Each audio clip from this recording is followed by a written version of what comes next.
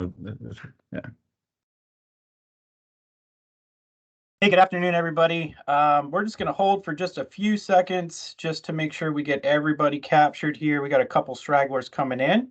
So just give us a few minutes or a few seconds and we will get this party started.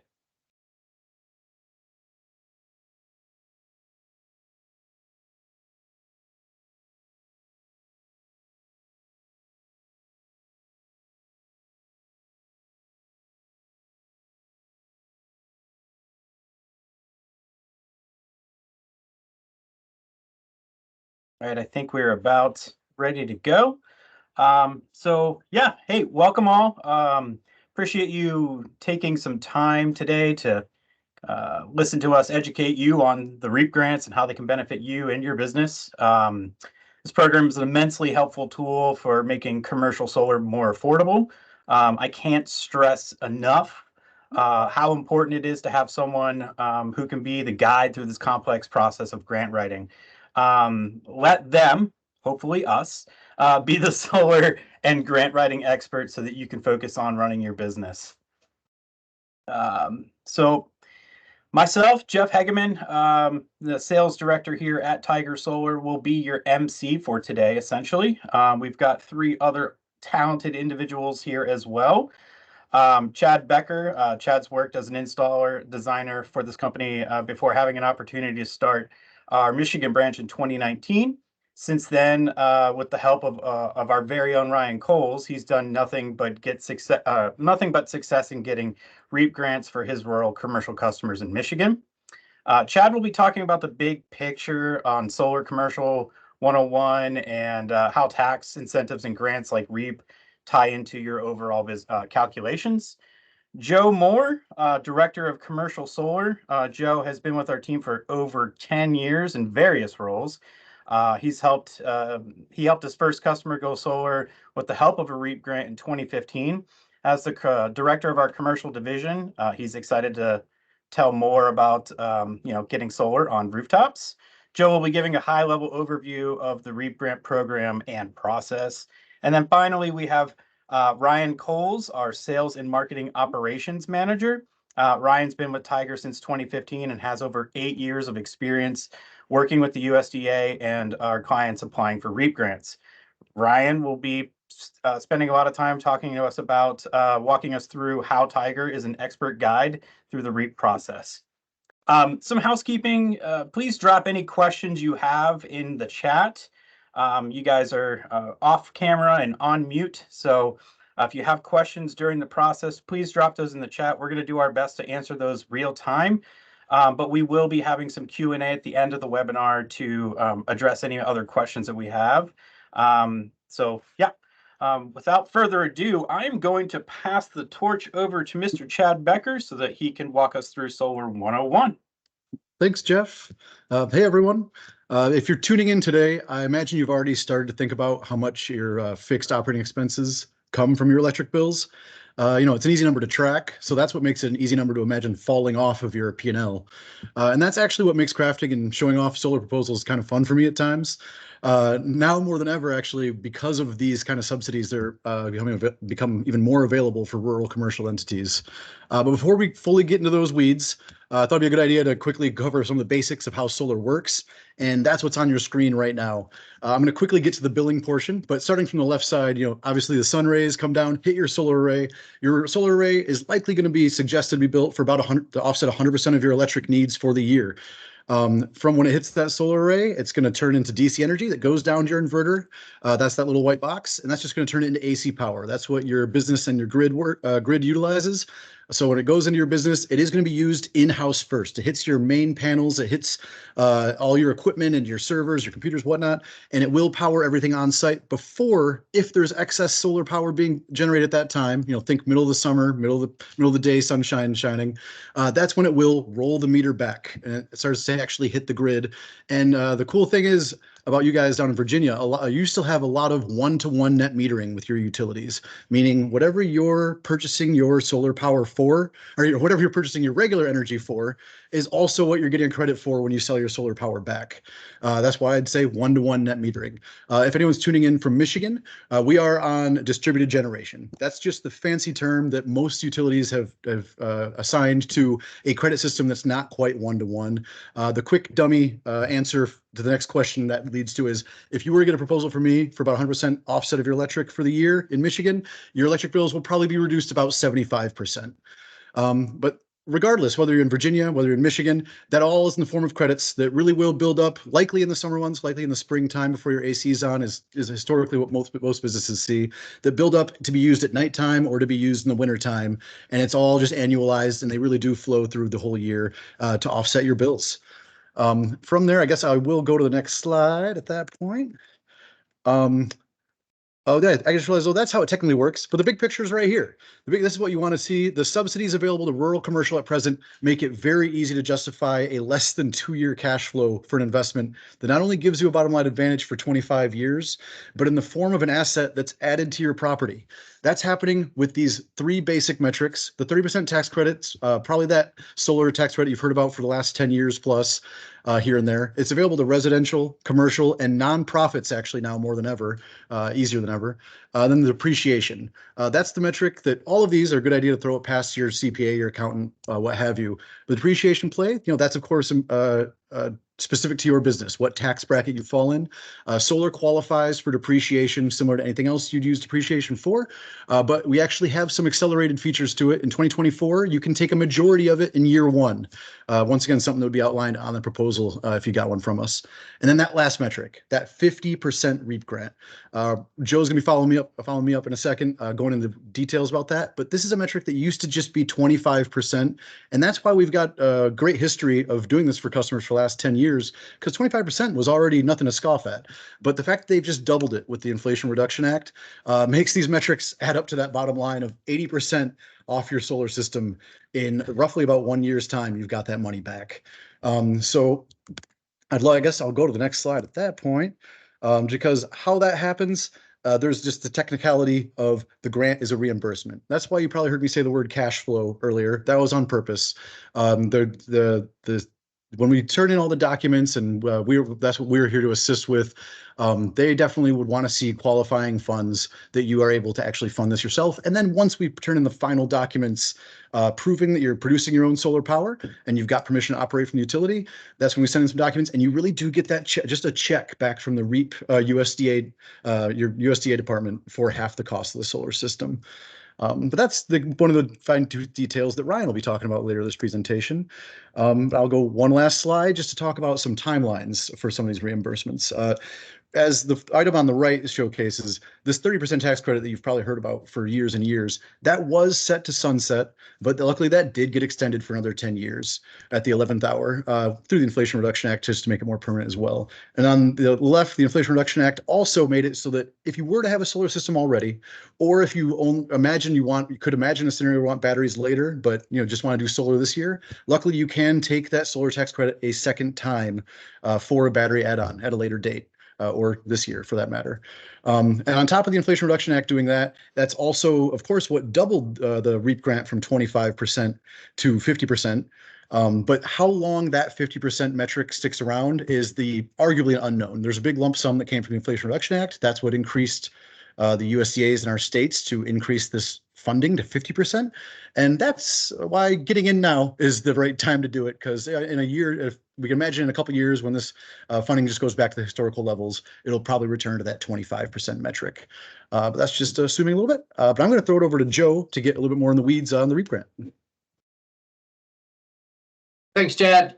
I'm actually not seeing the slides move forward. I wanted to check with the audience and make sure that everybody is seeing that, and it's just a me problem. I've got them on a separate sidebar. Yep. Can I get a thumbs up from the audience? Okay, good. Awesome. Well, it's just me. Jeff, I will need you to move the slides forward for me, if you don't mind. I'm not seeing them, so sorry. Okay, if anybody isn't, please let us know in the chat. I've got my own copy, but all right, Jeff's your eyes now with Joe and Ryan.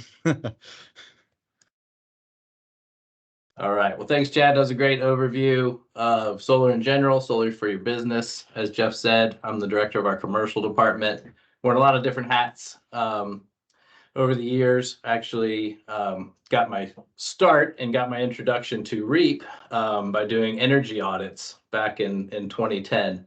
So this program has been around that long. It focuses on reducing electricity rates for rural business, both through energy efficiency improvements and solar investment. It actually includes wind, biogas,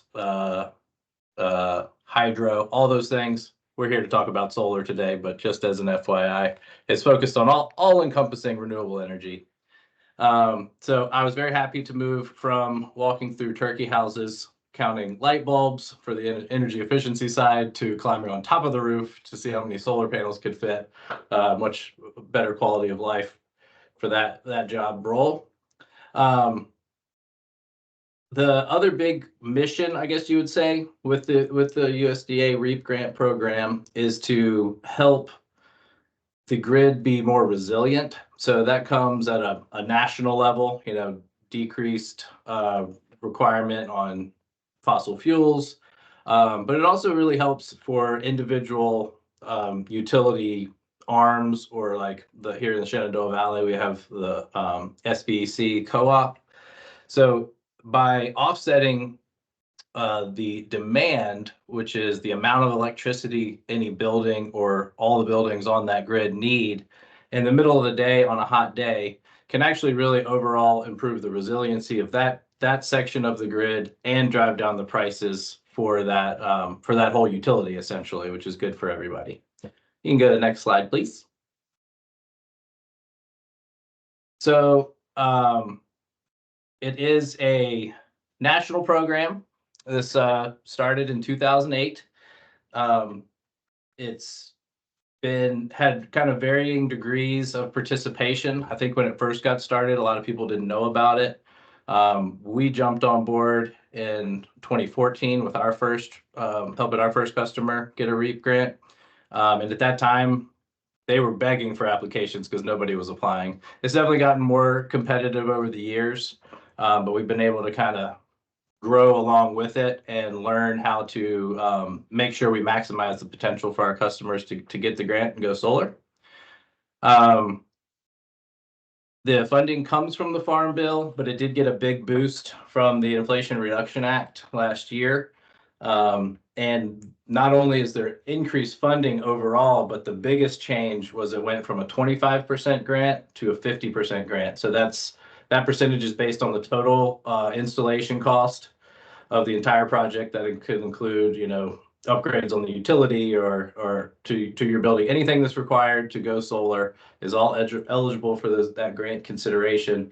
But going from 25%, which was already a great deal when you factored in depreciation and tax credits, to 50%, it really is essentially a no-brainer. I know that term gets overused, but would love for you to, if you're interested in solar, we'd love to show you how you can essentially pay for itself in 2-3 years with the REAP grant thrown in there. One quick note on that, we really like to get people to wrap their heads around the fact you're going to be spending that money anyway. If you need to use electricity to run your business, that's money going out the door. So whether it goes out the door monthly in the form of a check to the power company, or you purchase a solar array and kind of pay for all your electricity up front, you will be spending that money. So having the government chip in and pay for half of that would sure be great. You can go to the next slide, please. Sorry, one last note on the IRA. It announced $145 million in funding for the REAP grant, and that's the most ever. So this is a really good time.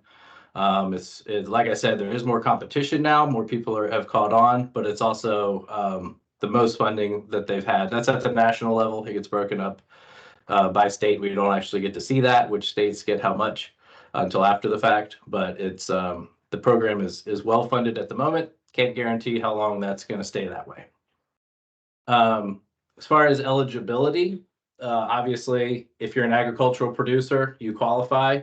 I think that's pretty clear. One thing that to note though, some people have multiple forms of income. If you have a 9-to-5 job, but you're, running a cattle farm on the side, you need to have 51% of your income coming from the agricultural business for it to qualify. And similarly, for any meter that might share, like the electricity of your home and a barn are on the same meter, 51% of the electricity needs to go towards the business purposes. And as far as anyone who's not an agricultural business, if you're a small business by SBA.gov standards, I'm sure you know that already because there's a slew of programs and grants and incentives that come along with that. If you qualify by those standards and you're in a rural area, then you can apply for this grant. Rural area, don't let that trip you up. You'd be really surprised how many areas are considered rural by their metrics. It is all up and down the valley, including Harrisonburg. I think even Charlottesville and Albemarle County are mostly considered rural, with some pockets not qualifying. But long story short, send us your address and we can tell you if you qualify as rural or not rural. All right, Jeff, I think we can go to the next one. As I touched on, it is a competitive process. So that's really where we come in. From the first site visit where we're gathering data to understand how big of a solar array you need, where best to put the solar panels, we'll be having our eyes peeled for, electrical infrastructure, grid infrastructure, the structure, overusing the word structure, the structure of your building. All those things are really important to factor in at the beginning of the process, because what you don't want is to have a surprise where the contractor comes back and says, oh, I'm sorry, it's going to cost another $15,000 in order to build this array. We can't go back and change the contract price once the grant has been applied for. That could really be a problem. Now, you could scrap that whole application and start over, but that's not ideal. So we pride ourselves on being really technical. Our sales folk, a lot of them have either started as installers or they've spent time in the field. That's a requirement. So they have a really good understanding of how all this stuff works, in contrast to some companies, most of whom haven't stayed in business. We put a lot of emphasis on that understanding so we can create a good customer experience. In addition to that, our understanding of the grant is really important here. There's about 8 different categories that come into play, and Ryan, who'll be speaking next, has learned how to expertly navigate those waters. I won't try to go into all the nuances of it, but our experience has been hard-earned over the years to make sure that we understand what projects score well, what don't. And that's why we're proud that we were awarded a grant recently to actually assist with grant writing, because we had a proven track record of successfully getting these projects not only through the grant process, but to the end of the project. What they hate to see is a project gets awarded a grant and then never gets built for various reasons, which we have seen. We've had people come to us and say, hey, we got a grant, but our contractor backed out for this reason or that reason. The USDA doesn't like that. It's time wasted, but also makes them look bad. So we were recognized for our success that we've had over the last 10 years doing these grants and doing these projects, and we're real proud of that. So with that, I will hand it over to Ryan, who was key to making all of that happen, and let her go into more detail. Hi, thanks, Joe. So the Tiger Solar REAP experience, I've been working on USDA REAP grants for over 8 years now. We've applied for and been awarded 48 grants and over $1.3 million in funding. We have successfully navigated the REAP grant process in 4 states, meaning that each project is unique, but we've got the knowledge and the wide range of experience to help your unique small business through that process. And as Joe mentioned, recently in September, we were awarded a TAG grant, a technical assistance grant from the USDA to assist new customers apply for these REAP grants, and through that, to assist them through that application process because of our past experiences. And you can move to the next slide, Jeff. As you look for a partner with a solar company, we encourage you to interview them like you would any other vendor partner. There are some third-party grant writers that will work with you right up to the grant submission. However, we will follow you through that process through the end. And we've been around for nearly 2 decades, and we're backed by a 40-year-old company that allows us to do that for you. We've got amazing employees, we've got the experience, and we work for you both during the REAP grant process and also through the design and construction and the technical knowledge of your whole project. Next slide, Jeff. What types of things do we help you do? So we handle the paperwork and the communication for you. There's several rounds of paperwork throughout the entire process. We handle it all. Again, many third-party grant writers might only assist you up to the point of submitting that application. But there's, there's grant requests, there's grant award documents that we have to fill out. There's grant obligation, grant dollar requests that we have to fill out. And then there's reporting after you've received those grant dollars. So there's, we're through that to the end. I am currently now, filling out reports for our customers 3 years after they've received the grant. So that's kind of where we don't leave you at the beginning. We continue to fill those necessary timelines out for you. We work alongside you to gather all the necessary documents. You do have some things that you'll need to provide up front. Whether that's tax returns, some business information, things like that. But I send you a list, you know exactly what it is that you need to provide, and then we submit it for you. We fill out all the forms, we perform environmental reviews, technical reports, and we act as a liaison between us and you and the USDA. So, we handle that communication. And if we've come up against something that we might not know the answer to, we have a great relationship with our administrators at the USDA, at the local rural development offices in each state. So we can ask them. We have that relationship to where we can find out answers and make sure that it's right. Next slide, Jeff. And then our clients. This slide shows that our depth of experience in every project is unique. We've worked with everything from ground mounts for large poultry houses to cattle barns to large scale warehouses and manufacturing plants and everything in between. You could be a small hairdresser to a winery, everything in between. And every project is different, and we're here to help you navigate the process. And also, again, I mentioned what matters here most is not much that we don't know how the process works, but if we don't, we have that relationship, and we're here to help. And so I think that's it for me. Thanks. Hey, thanks everybody. I'll take it back. You get to hear from me one more time. Bottom line, any small business, ag business considering renewable energy should consider a REAP grant to help offset that startup expenditure.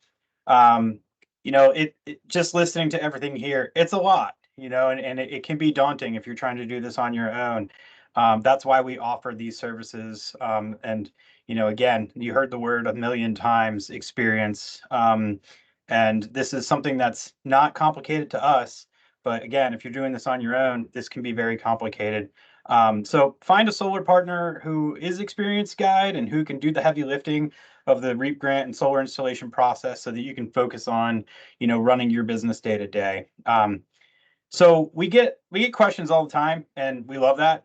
We pride ourselves on being a very educational organization where we provide you with the tools you need to make the proper decisions. So we don't really have these high pressure sales tactics. And so, if you have a question, please, reach out to us. I did say that we could drop some questions in the chat.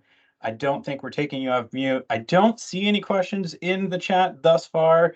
And that's either scary or great that we've done a great job. We definitely would be happy to answer anything you have. Reach out, no questions too small. We'd love to just help you understand this process. And then, we do have some great chats or if you want to reach out to us, you can hit us up at info@tigersolar.com. And also we'll be dropping some chats or links in the chat for you guys. We know that people love to do their own research. But we'd love to help you instead of scouring the internet amongst all the millions of articles that are out there. We'll provide you with the stuff that you need to know, particularly from the USDA.